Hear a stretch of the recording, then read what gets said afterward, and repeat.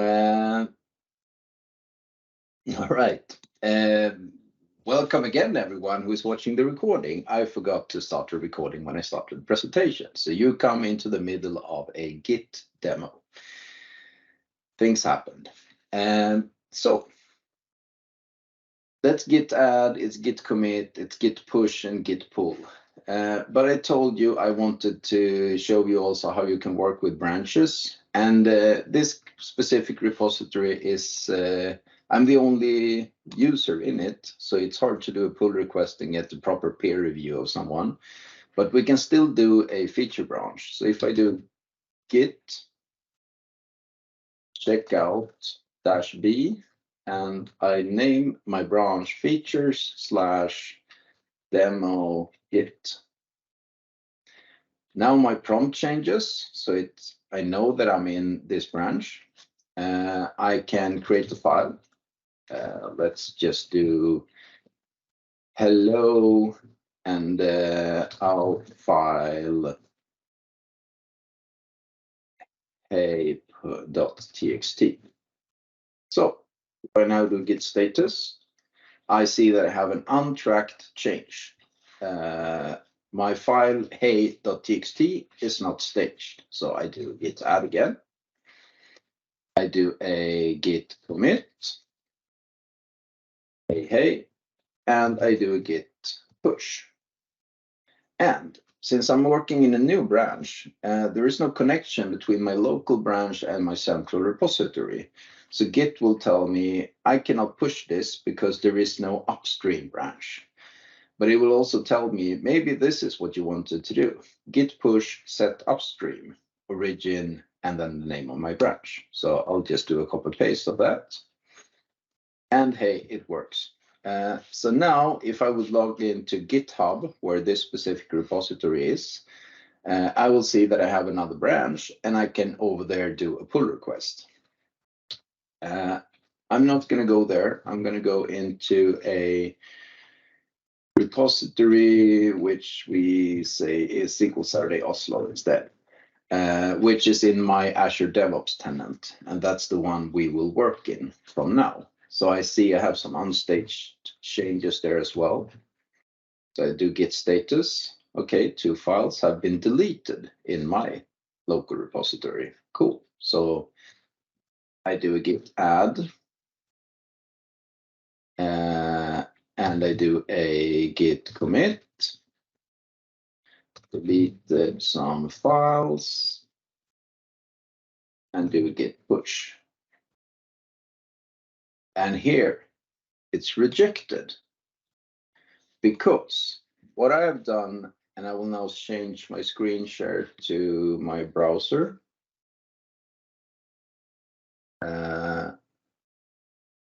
In Azure DevOps, I've set up this branch. I'm going to go to repos, and I'm going to go to SQL Saturday Oslo, which was the repository I was working in.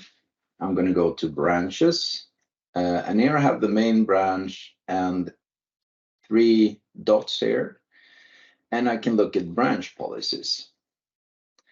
And the way I set this up is that I require a minimum number of reviewers to merge code into main, which means I need to create a pull request and I need someone to approve my changes before I can push them into my main branch in this repository.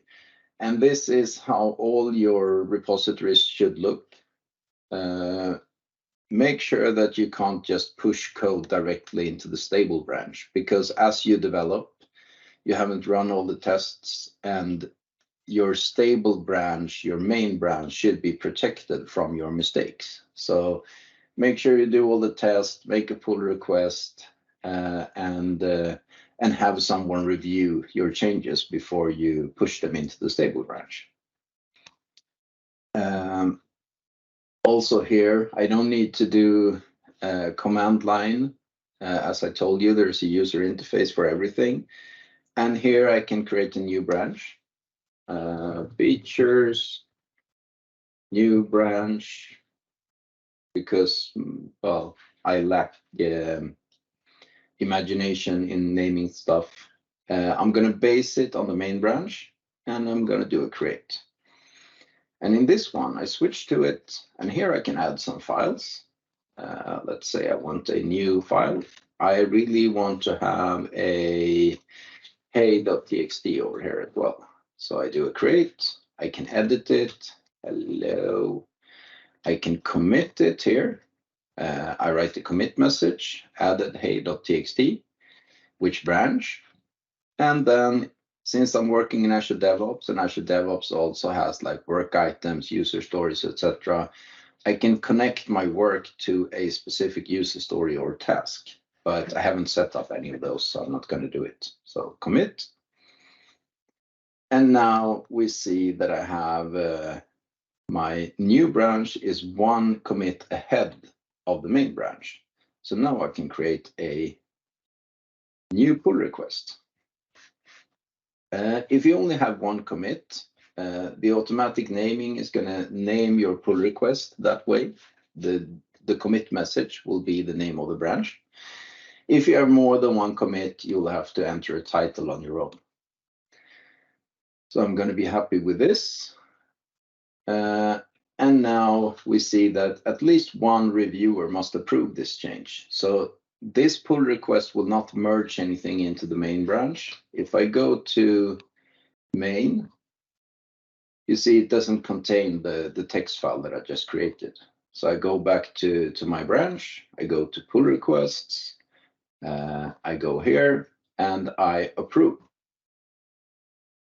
And now it's merged immediately. Usually you have some kind of continuous integration, so you build the project or something, but this repository is just for demos of whatever Git is, so nothing's really happening. Cool. If I now look at my branches, I still have the new branch. I can look at my files in the main. And I thought, oh, I didn't complete it. Cool. All right, so I didn't complete my pull request. It's approved, and now I complete it. Complete merge.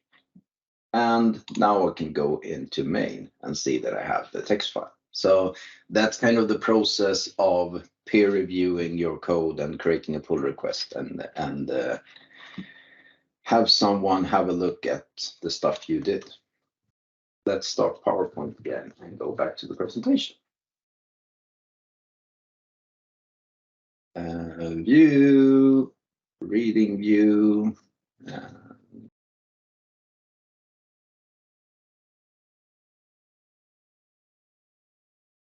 VS Code. I know some really hardcore Linux, both developers and admins, and they would never touch Windows unless they're forced to.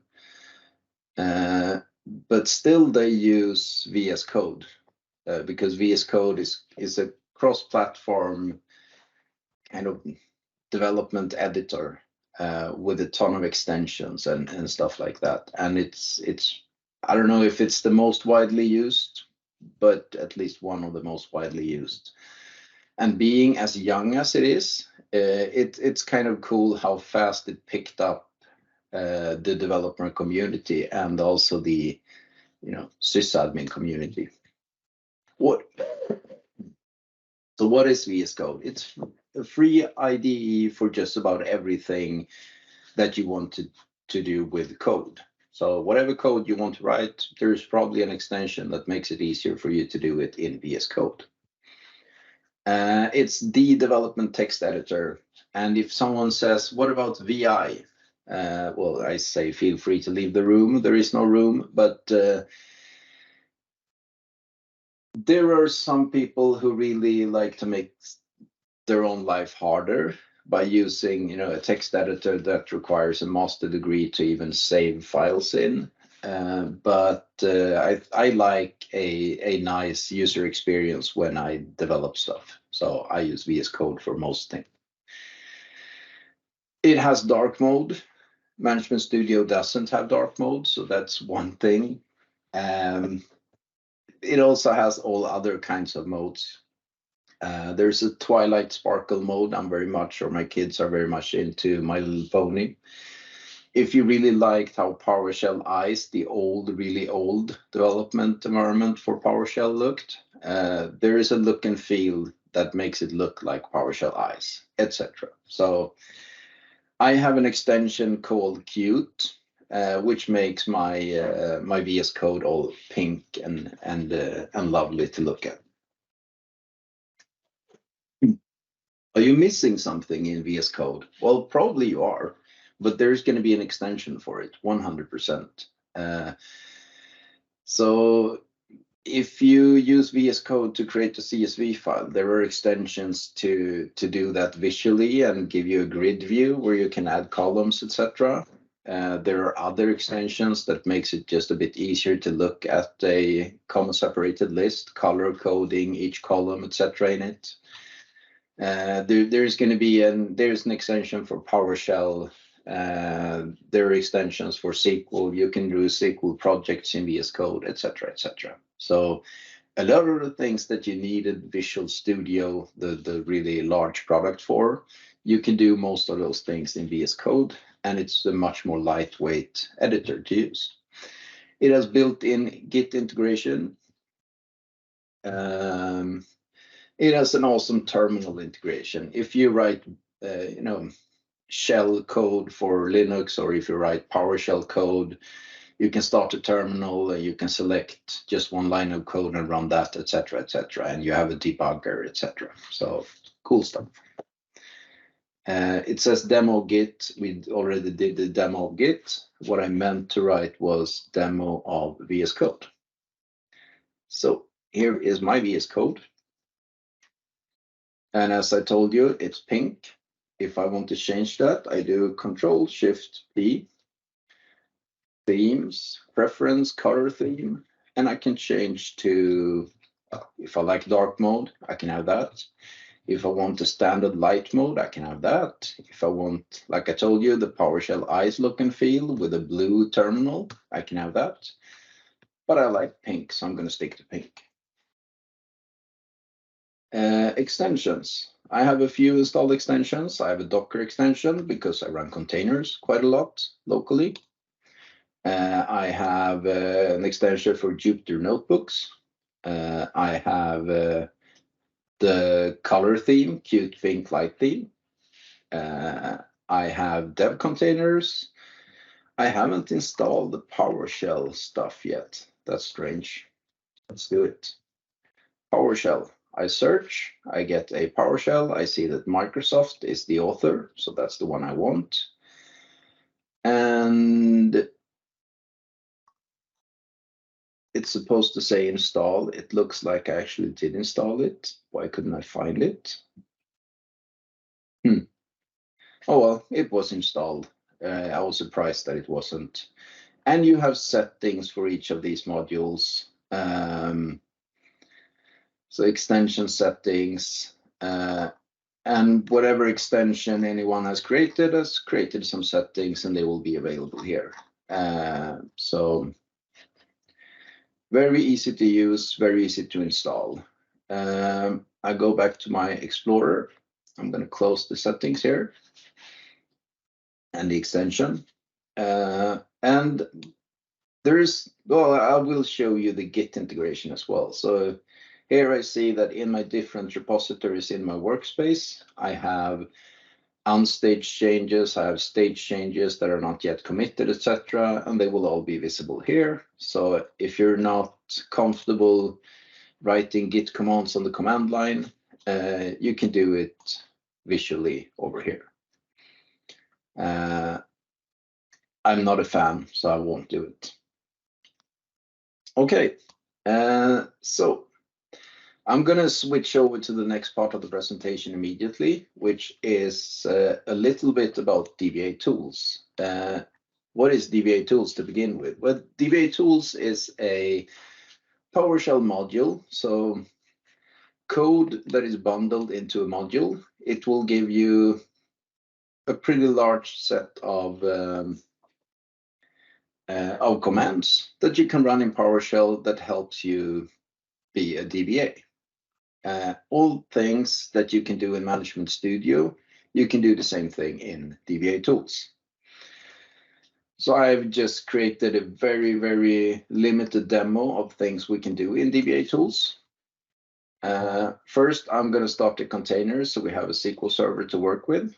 If you never worked with containers, this is probably not the session to go into depth with those.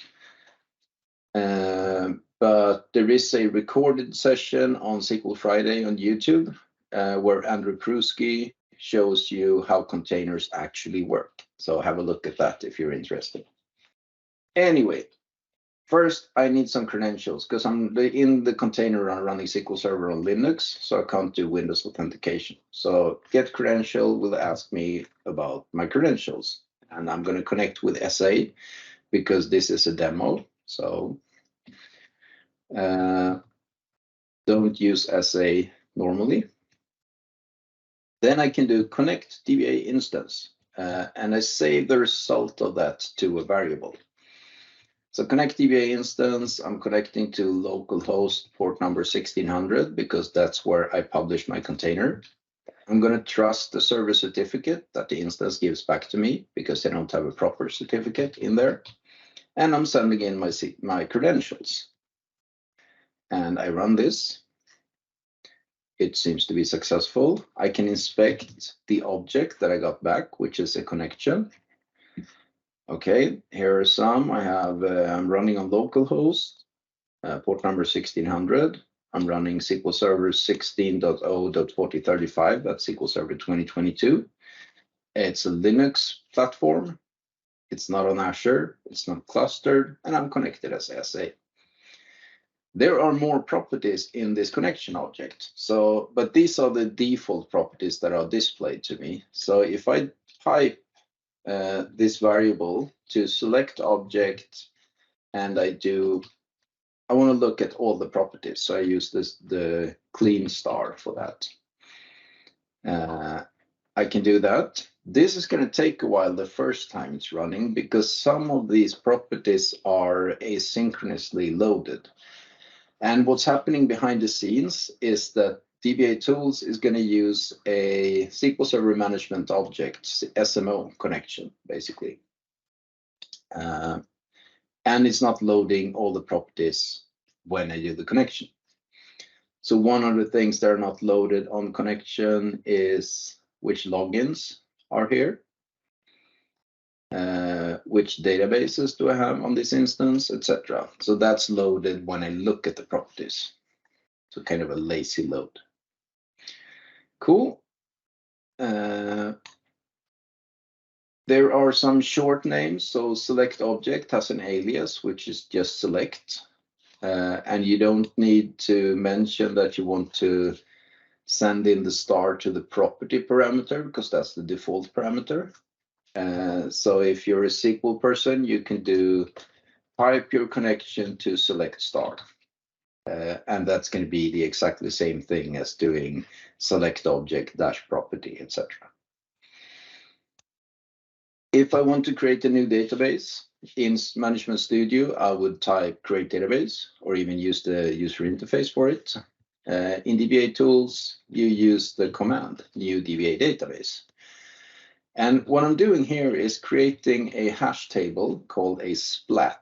I don't know what splat stands for, to be honest, but it's basically a hash table with the parameters that I want to send into a command. And for the new DBA database command, I want to send in the instance or the connection, and I want to send in the name of the database that I want to create.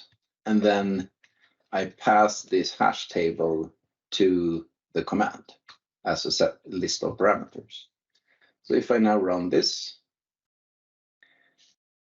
I will get a database, and DBA Tools will always return an object, and the object will contain, things, information about the database that I just created. So computer name, instance name, SQL instance, name of the database, recovery model is full. It's not waiting for anything to be able to recycle the log because I haven't done anything yet. It's 16 megs, it's compatibility level 160, I have a specific collation, etc., etc. And you see here, I don't have backups, which makes sense. I just created a database, so it won't have backups. But let's look further into the actual database with get DBA database. And it looks to return the same object, but even here I can do get DBA database, new DBA database path, and I can pipe it to select object, property, star. And I'm trying to do Control E because I am still used to Management Studio. So again, some lazy loading and a whole lot of more properties than the default ones. And that's almost always going to be the case. You will get an object back, you can look at the object itself, but if you do a select object and expand all the properties, you will see a lot more. What am I as a DBA interested in? I told you beforehand that my main job as a DBA is to make sure we have backups and that we move the backups outside of the data center and that we sometimes test those backups. So we can do get DBA DB backup history. My SQL instance is my connection, and I want to look at the last full backup. I run this command, and I see there are no backups whatsoever from any database. So that's not good. So let's create a backup. We do backup DBA database, my SQL instance, and the type of backup that I want to do. I run it, and I get back information about the backups that I just created. Cool. Now, if I do get DBA DB backup history,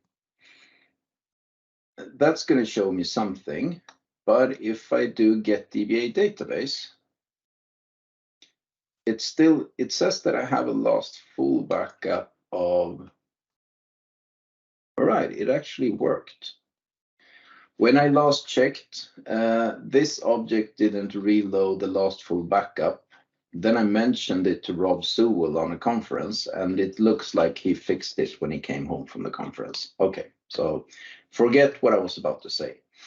Sometimes, though, after doing something that will change one of the objects that are cached already, you may need to reconnect. So I'm going to do that just to make sure that I have a proper connection with all the backup information loaded. So I reconnect, and then we already looked at the backup history. If I want to see some more information about the backup history, I know, for example, that it has a property named full name, which is going to be the path to the backup files themselves. I can do that with select object property, and over here I'm creating a named property named full name, and I'm looking at the property full name. So basically this is just unnecessary, but it's just a way to show how you can create a named property. You can have a more complex expression in here than just finding the property of the object I'm looking at. So let's run this, and here I make kind of a customized output. The database name, the path to the latest backup, and when that backup started running. Now, if I want to test that this works, the good people behind DBA tools created a command test DBA last backup. So I'm pointing it to my SQL instance. I'm pointing out one specific database, and I'm sending in some credentials. There are more options to this command. For example, you can say that I want to test the backups on this other SQL instance, which is probably a good idea if you want to test your production backups. You don't want to do the restore to production. But it's just test, it's a small database, and I just want to show how the command works. So what this one does is to take the latest full backup, restore it, and do dbcc check db and see that the backup is not inconsistent in any way, and that it actually worked to do the restore. So I'll run it. It will do a restore. It will give me an output. It will say that the database DBA tools demo, it's had a backup file. Cool. It started to do a restore. It took 1 second to do the restore. DBCC maxdop is running in parallel, and restore result is successful, and DBCC result is successful, which means my backup actually works. That's pretty cool. And to speed things up a little bit, I'm not gonna do the last piece of this. Instead, we will go into Azure DevOps and see how we can use this on a more automated fashion. Wrong window, sorry. So I'm going to share my browser again, which is here. So I have my Azure DevOps and I have pipelines. And I have a pipeline named backup tests. We can start by looking at the contents of the pipeline. This is YAML. If you never worked with YAML, don't be scared, because this is YAML. The rest is just PowerShell. So I'm running a PowerShell step in a YAML pipeline. I give it the variable, which is localhost, which will be which SQL instance to connect to. And the pool here is a pipeline agent that I have installed on a workstation in my office, where I have a SQL instance. So the PowerShell code. If SQL Server is not running, start SQL Server. Then get this variable SQL instance, this one, and save it into a local variable here. And then do test DBA last backup on the SQL instance, ignore the log backups, ignore the diff backups, so only test the full backups basically. If I get an error, ignore the error, because we want to continue and loop through and do all the restore tests of all the databases so we get the full result. And then whatever this command returns, I'm going to loop through it with the for each object command. And for each object for each row that I get as a return from test DBA last backup, I'm going to look to see if the backup date is older than 24 hours or 25 hours. I'm going to create a warning. So, but if that means that I don't have a backup count at all, I don't have backups, then I'm going to create an error. So I have a variable with the number of errors and the number of warnings in this script. Then I check the restore result. If that is not successful, then that's an error, because that meant we couldn't do a restore of the backup that we have. And then if the DBCC result is not equal to success, I'm going to put that as an error as well. And then we can test to run this pipeline. At the end, if I have errors, I'm going to throw an error, which is going to fail the pipeline. If I just have warnings, then that's just information. So someone would actually have to look into the output of the pipeline to see if there were any warnings. It's all up to you how you want to do. Probably I want to create an error if I don't have backups within 25 hours as well, because that means our backup procedures aren't really working. So I can run this pipeline. I'm using, this YAML code, it's a part of my Git repository. So it's also under source control. So I'm going to run it from the main branch and then click run. And then we can see here if I click on the job, I see that it's queued. So I'm waiting for an agent to start running it. Now I have an agent and I see it's running some PowerShell code. And sometimes the live updating of the output works, sometimes it doesn't. Now it actually seemed to work. So I get some information for each of the databases. The full backup is older than 25 hours. DBCC check for database master failed. So probably this means that I will get an error in this pipeline. I'm going to let it run to the end.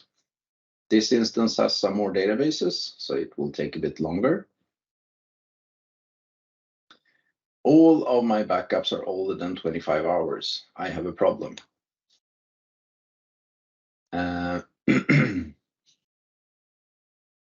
It's boring to watch when it takes a long time. I should have dropped some databases so it was a bit faster, but hey, here we go. But I think it's pretty cool. I create the pipeline. Anyone can just go in and run the pipeline, and it's going to do a restore test of an actual SQL instance, all the databases that's on it. And now I see the error. It's 1 error and 11 warnings. So the warnings are from old backups. The error is the DBCC check DB that failed. Now, the thing is that I actually made a mistake when I made the pipeline, because the master database, test DBA last backup won't do a DBCC check DB on master. And what I'm checking in the code is if DBCC result is not equal to success, I'm going to fail the pipeline. But the information I get back from test DBA last backup is that it didn't even run the DBCC check DB for master. So I should instead check if I get failure as a result, failed, then that's going to be a problem. So I'm going to save this, save, and then I can run the pipeline again. It's already in the main branch, so I can run it. I mean, we can let it run while I wrap up, but hopefully it's not going to create an error, but instead just output that I have 11 warnings, and these warnings are because my backups are old. At least we see that from master, we didn't get that error about the DBCC check DB. So let it run. I'm going to stop sharing. And that was all I had for you today. Well, there are some more, but I need to get back to work. You need to get back to work, and we're on 1 o'clock. So I won't continue. There are some more example pipelines in here. I could just, if you want to look at the code for these pipelines, I have uploaded them to GitHub, so I'm just going to find the URL of those samples by signing into GitHub. It's going to ask me for 2-factor authentication, so I need my phone.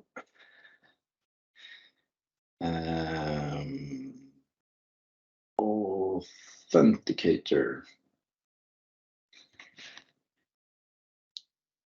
Let me share my screen here. So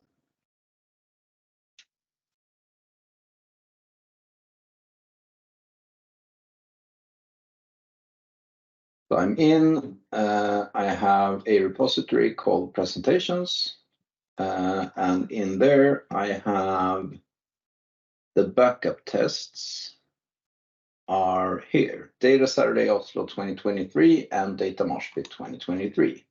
And there we have backup tests, and you can have a look at this YAML pipeline if you want to explore it further, or if you want to do something similar. Just a warning though, when you do test DBA last backup, don't restore to the same instance, but explore the options of test DBA last backups and find out how you can restore to a test server instead of doing the restore test on the production box. DBAtools.io/commands. this is the really last thing I want to show you. Go here if you want to learn DBA tools. These are all the commands that are built into DBA tools. If you look here tomorrow, there's probably going to be another command or two because it's being developed all the time. So with that, thank you for listening. Thanks for joining.